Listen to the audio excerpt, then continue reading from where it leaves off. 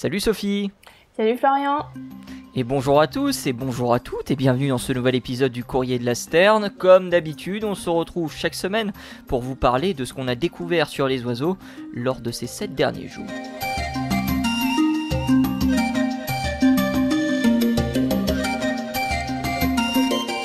Comment ça va Sophie ? Bah ça va pas trop mal. Un petit chat dans la gorge, malheureusement, quand on parle d'oiseaux, c'est embêtant. Mais on va y arriver. Vaut mieux qu'il soit dans la gorge que dans le jardin, j'ai envie de dire. C'est vrai. Et toi, comment ça va ? Eh ben écoute, ça va bien, très content à nouveau d'enregistrer un nouvel épisode. En plus, j'ai une première à annoncer à nos auditeurs et à nos auditrices aujourd'hui. Alors c'est une première de 2019, mais bon, ça reste quand même une première. Absolument. Et d'ailleurs, on va un peu se télescoper puisqu'on va parler du même sujet, c'est ça ? Plus ou moins, dans les grandes lignes, mettons. Et on va parler de toilettage. Moi, j'ai un petit article qui date de l'année dernière, de 2022, qui va nous emmener en Chine, cette fois-là, pour changer un petit peu, et qui parle de Timali. Alors, les Timali, c'est des petits oiseaux, petits passereaux. Pour ceux qui ne connaissent pas, ça peut être des petits oiseaux qui sont très colorés. Il y en a qui ont des petits points blancs sur le plumage, avec un fond un peu plus olive, voire brun chaud. Donc c'est très mignon, c'est très joli, c'est très vif comme oiseau. C'est la première fois que j'entends parler de ces oiseaux. Les Timali ? Ah ouais ? Ouais. D'accord. C'est la première fois que j'entends parler de ces oiseaux. Je vais voir à quoi ça ressemble. Ah mais... Je laisse dérouler l'explication. Je t'en prie, vas-y. Moi je les aime bien, je les trouve très très mimi comme petites bestioles. Vraiment, n'hésitez pas à aller voir si vous voulez voir à quoi ça ressemble ces bestioles. Là on va parler plus précisément des Timali à cou tacheté. Les couleurs sont assez sympas. Et puis des Timali de Nongang qui, elles, sont plus dans les bruns foncés, quasiment noirs par certains côtés. Donc on va parler de 2 espèces de Timali aujourd'hui qui viennent de la province chinoise du Guangxi. Et je sais pas si je prononce bien, mais on va dire que je prononce bien. S'il y en a qui parlent mandarin, n'hésitez pas à me corriger. Il n'y a pas de souci. Exactement. Voilà. Et donc, ces 2 petites Timali, ce qui est très intéressant, c'est qu'en fait, ces 2 espèces différentes ont été observées à plusieurs reprises en train de se toiletter l'une l'autre. Et alors, c'est quelque chose qui est assez rare quand même, parce que là, on parle de toilettage qu'on appelle interspécifique, donc c'est-à-dire entre 2 espèces différentes. Alors, pour vous donner une petite idée, le toilettage, normalement, ça se fait entre membres d'une même espèce, ça sert à renforcer les liens sociaux, par exemple chez le perroquet. On va avoir des couples qui vont se former pour assez longtemps, souvent, et qui vont renforcer ce lien social entre les 2 partenaires par du toilettage. Alors, ils vont enlever les petites bestioles qui courent dans le plumage, ils vont aider à faire sortir les plumes lors de la mue, parce que ça gratte pas mal, ce genre de choses, visiblement. Donc à supprimer le petit sac qui se forme autour des plumes lorsqu'elles repoussent. Bref, remettre les plumes un petit peu dans l'ordre, etc. Et donc tout ça, ça fait partie du lien social entre les oiseaux. Et chez beaucoup d'espèces, normalement, ça se fait uniquement en intraspécifique, donc à l'intérieur d'une espèce, et pas du tout en interspécifique, donc pas entre espèces différentes, parce qu'on n'a pas vraiment besoin de lien social entre espèces différentes, finalement, on a surtout besoin de lien social avec ses congénères, dans un groupe ou en couple. Et donc ça, c'est très intéressant à observer comme ça, et c'est un peu la première fois que ça a été observé pour ces 2 Timali, et donc c'est pour ça que je trouvais intéressant d'en parler aujourd'hui. Alors, c'est pas les seules espèces. Oui, t'allais dire. Oui, j'allais dire, est-ce qu'on peut supposer que ce soit 2 sous-espèces appartenant à une espèce Non, c'est 2 espèces bien distinctes. Non, c'est vraiment 2 espèces bien distinctes. Ouais, non, elles se ressemblent pas beaucoup déjà, et au moins au niveau de la coloration, c'est très différent. Et normalement, c'est 2 Timali, ça reste dans le même groupe, mais quand même, c'est assez éloigné. Ils savent pas encore pourquoi exactement ces 2-là ont été vus plusieurs fois, c'est pas une seule fois, plusieurs fois, en train de se toiletter mutuellement. Ils savent même pas si c'est les mêmes oiseaux, parce que c'est pas des oiseaux qui étaient bagués à la base, donc ils ont juste pris ça sur des caméras qu'ils avaient postées, caméras pièges un peu, et ils ont vu ce qui se passait dessus, mais ils ont pas su si c'était les mêmes oiseaux, ou si c'est quelque chose d'assez répandu dans la population, donc ils vont certainement continuer à enquêter sur le sujet. Ok. Mais il faut savoir aussi que c'est pas seulement chez les Timali que ça peut apparaître. On l'a déjà vu chez d'autres oiseaux. Alors on l'a vu notamment entre l'urubu noir et le caracara, donc deux petits vautours. Voilà. On l'a vu entre le pingouin torda et le guillemot de Troille. Voilà, donc on est encore dans des espèces qui sont quand même assez proches. Et entre une spatule royale et un ibis à cou noir. Donc là, on n'est plus sur des oiseaux d'eau, mais c'est pareil. Et on a vu ça aussi chez les psittacidés, donc entre différentes espèces de conures.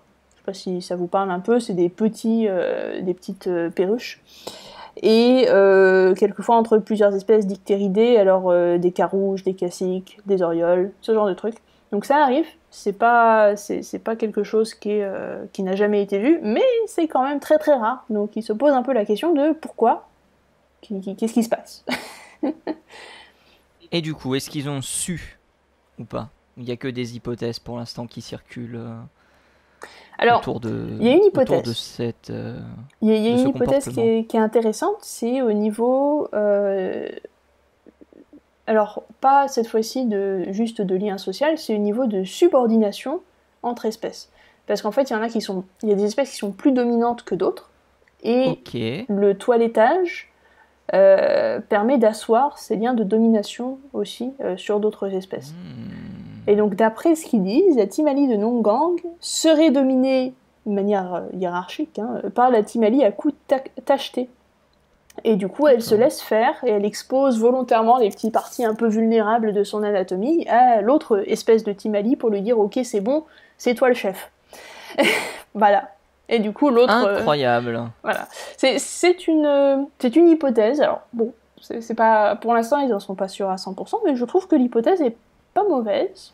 Bon, voilà. C'est une hypothèse crédible, d'autant qu'on observe ce genre de comportement, notamment à la mangeoire, de subordination, je parle, je parle pas de toilettage, où justement il y a un certain ordre pour que les oiseaux viennent à la mangeoire. Il y a beaucoup de gens qui nous disent souvent « Ah, mais ces oiseaux-là, ils sont plus méchants que les autres, etc. etc. » Et du coup, lorsque ils sont là, du coup, ils privent les autres de la mangeoire. C'est justement parce qu'il y a une priorité de subordination à la mangeoire. Il y a plusieurs études qui sont sorties là-dessus. Moi, ça me paraît pas quelque chose de... Ça me paraît quelque chose de plausible, le fait qu'il y ait de la subordination entre les...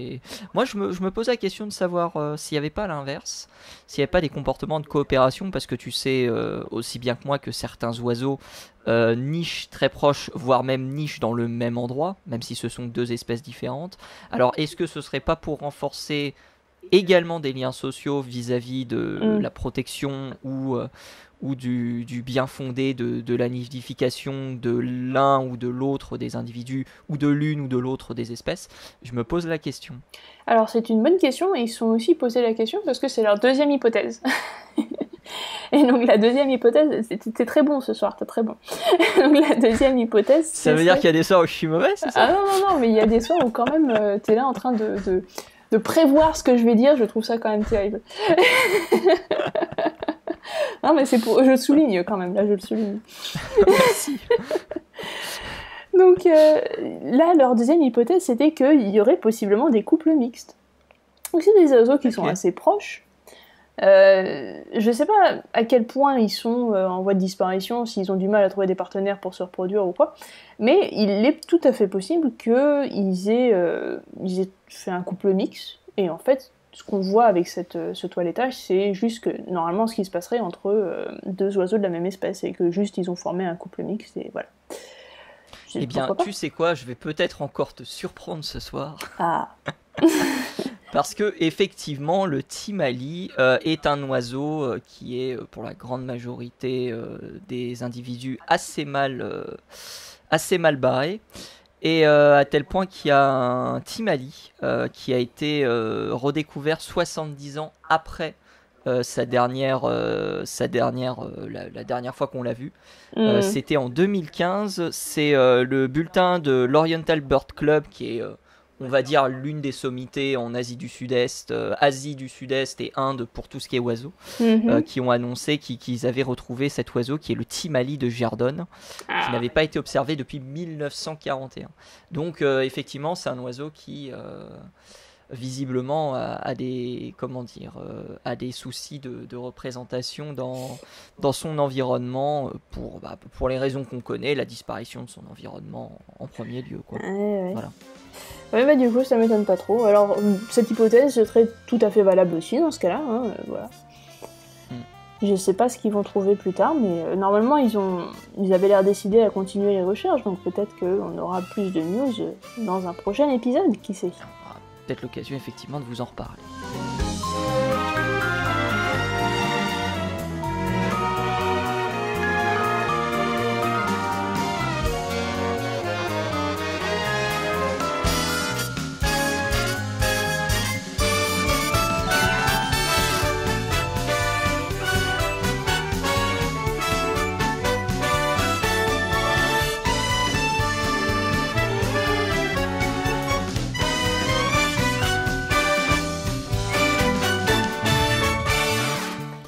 Eh ben moi je vais rester dans le toilettage, mais cette fois-ci je vais pas parler de Timali, très joli nom d'ailleurs, tous les oiseaux ont vraiment des noms très jolis des fois. Je vais parler d'un oiseau qu'on connaît beaucoup mieux, le macaremoine.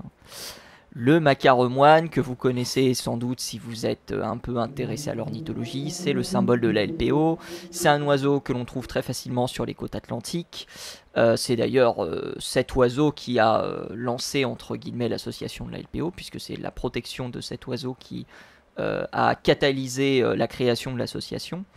Et on a fait une découverte assez intéressante sur ces macaremoines. Alors c'est une étude qui date de décembre 2019, elle est réalisée par Annette Fayet et Erpnur Snaer Hansson, j'espère que je prononce bien, qui s'appelle Evidence of Tool Use in a Seabird, et le nom est équivoque puisqu'on va parler de l'utilisation d'un outil chez les oiseaux de mer, les oiseaux d'eau tels qu'on les nomme en anglais.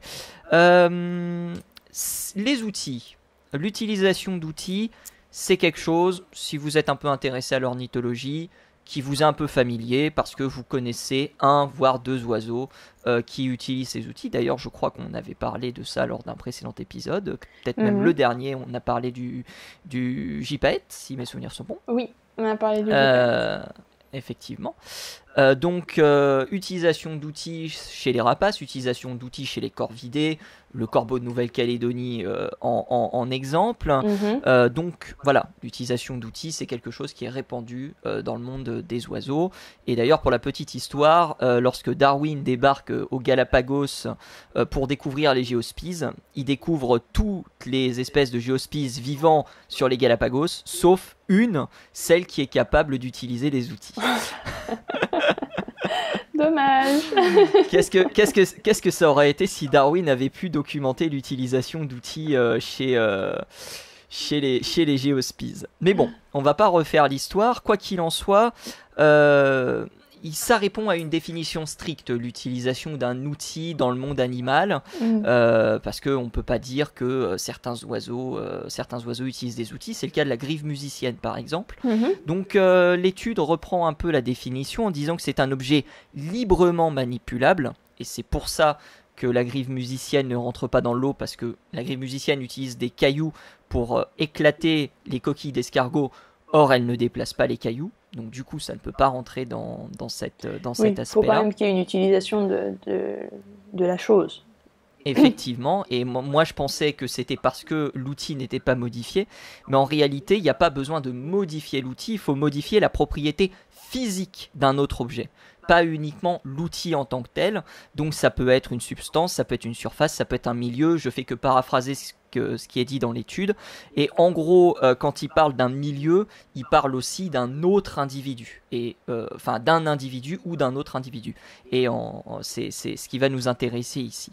Donc, du coup, l'observation de ces macaremoines, elle est assez intéressante, parce qu'en 2014 et en 2018, sur l'île Scomer, qui est au Pays de Galles, et sur l'île Grimsey, je crois, j'ai mal noté, en Islande, des scientifiques ont observé un comportement très particulier. Ils ont observé un macaremoine prendre une branche, ça dure 5 secondes, utiliser la branche pour se gratter le plumage et reposer la branche par terre. Et là, ils se sont dit, oh mon Dieu, c'est incroyable, cet oiseau utilise un outil. Ouais. Alors, pourquoi ils utilisent un outil ce qui est décrit dans l'étude, c'est l'utilisation d'un outil pour le toilettage. Alors, faut savoir que le toilettage chez les oiseaux en utilisation d'outils, c'est la première fois que c'est référencé avec cette étude sur le macaremoine. Est-ce que ça existe chez d'autres oiseaux? Peut-être. En tout cas, c'est la première fois que c'est référencé à l'état sauvage. On a des perroquets, notamment en captivité, qui ont l'habitude apparemment d'utiliser ces outils-là. Et puis, il y a un autre comportement qu'on connaît très bien pour le toilettage, que les Anglais appellent le hunting. Donc, en gros, le fait que l'oiseau se pose sur la terre et se couvre de fourmis ou de sable. Je ne sais pas d'ailleurs si ça a un autre terme pour parler du sable en anglais. Là, on pense aussi que c'est une action justement de nettoyage chez cet oiseau. Alors, pourquoi ils en ont conclu que c'était une utilisation d'outils? Déjà parce que et c'est quelque chose qu'ils disent dans leur discussion, les macareux n'utilisent quasiment pas de branches pour créer leur nid. Les macareux utilisent principalement des plumes, principalement des algues, principalement des herbes qu'ils trouvent justement sur les bords de falaises ou aux endroits où ils nichent, et quasiment aucune branche. Et deuxième chose, c'est parce que justement la branche qui était utilisée est une branche qui a été par la suite entre guillemets, n'a pas eu d'autres utilisations. Ils n'ont pas pris la branche pour justement la tracter dans le nid ou qu'elle ait une autre utilisation. Donc voilà, c'est la première fois que l'on observe ça chez des oiseaux de mer. Et c'est la première fois qu'on observe également ce genre de comportement, à savoir des comportements de toilettage qu'on connaissait chez les primates, qu'on connaissait chez les éléphants, j'ai appris ça. Mais qu'on connaît aussi désormais chez les oiseaux depuis décembre 2019. Incroyable. Mais du coup, c'est l'équivalent de notre brosse dans le dos, là, quand on est sous la douche. C'est ça, c'est exactement ça, sauf que, eux, c'est pour le ventre. Mais après, il reste encore beaucoup de choses à élucider vis-à-vis de ce comportement, enfin, vis-à-vis de ces comportements de toilettage. Parce que, par exemple, le hunting qu'on a évoqué rapidement, beaucoup de scientifiques ne sont pas spécialement d'accord sur à quoi précisément il peut bien servir.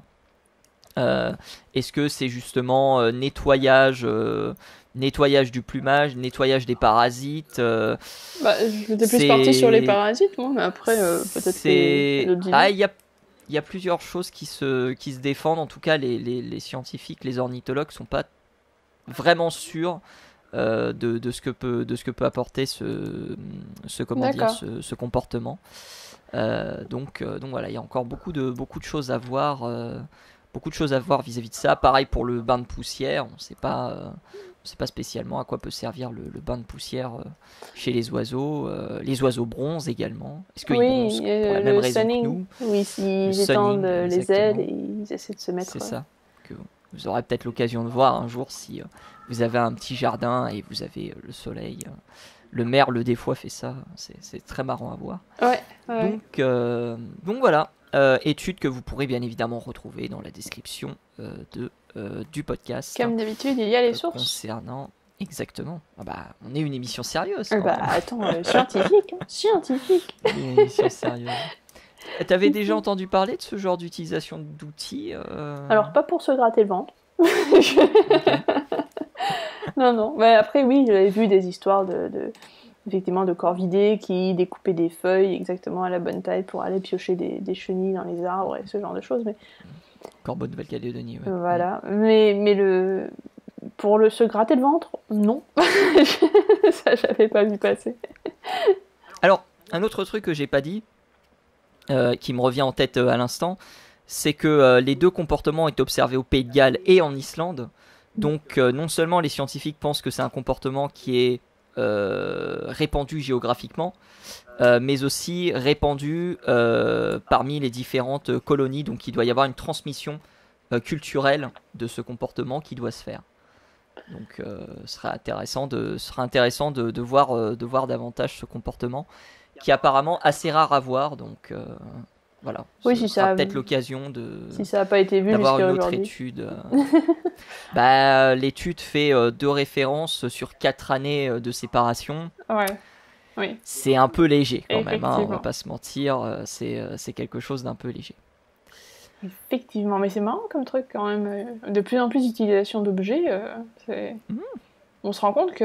Et c'est très marrant parce que ça revient aussi à une discussion qu'on avait il n'y a pas si longtemps avec Julien qui disait, mais on se rend pas compte, mais c'est pas parce qu'on n'a pas de main qu'on peut pas utiliser d'outils. Hein. Il y a plein d'autres choses qui peuvent servir à utiliser des outils. Et souvent, on a tendance à dire que les oiseaux sont pas très doués parce qu'ils ont pas de main, ils ont pas de bras, ils ont des ailes, mais du coup, ils ont pas vraiment grand-chose au bout des ailes pour s'en servir. Mais faut pas oublier que le bec, c'est un outil formidable.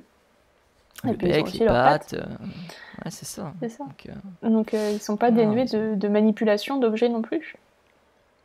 Complètement. Bon, on est en train de revoir un peu tout ça, hein. C'est plein de... on parle des oiseaux, on parle des mammifères, mais je pense que c'est quelque chose qui va être de plus en plus courant dans le monde animal en général, de se poser la question.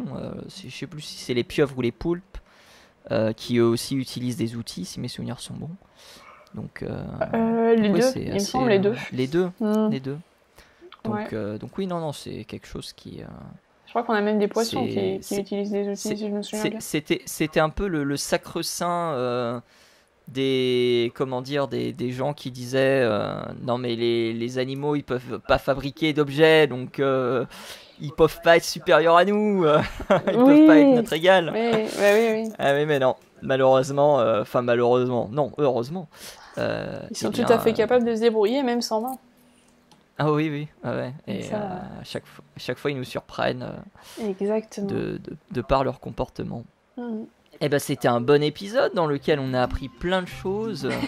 On vous a parlé du toilettage chez le macaremoine, on vous a parlé du toilettage chez un tout petit passereau, deux petits passereaux, Timali. Voilà. J'aime beaucoup le nom. Ah oui, c'est tout mimi. Je vais les appeler des tout mimi maintenant. Allez, c'est décidé. Les tout mimi, les tout mimi de Gerdon, les tout mimi à œil d'or. Exactement. Incroyable. Sublime. Merci beaucoup Sophie encore une fois d'avoir participé à cette émission. On rappelle qu'on peut te retrouver évidemment sur Entracte Science, sur le Plumeux pour ce qui est du Twitter. Merci à vous chers auditeurs et chères auditrices de nous avoir écoutés dans ce nouvel épisode du Courrier de la Sterne. N'hésitez pas à partager, n'hésitez pas également à le commenter s'il vous a plu. Vous pouvez nous retrouver sur Spotify, sur Deezer, sur PodCloud, sur Google Podcast, bien évidemment sur Twitter si vous voulez suivre l'émission. Et on vous donne rendez-vous la semaine prochaine pour un nouvel épisode du Courrier de la Sterne. Bonne semaine.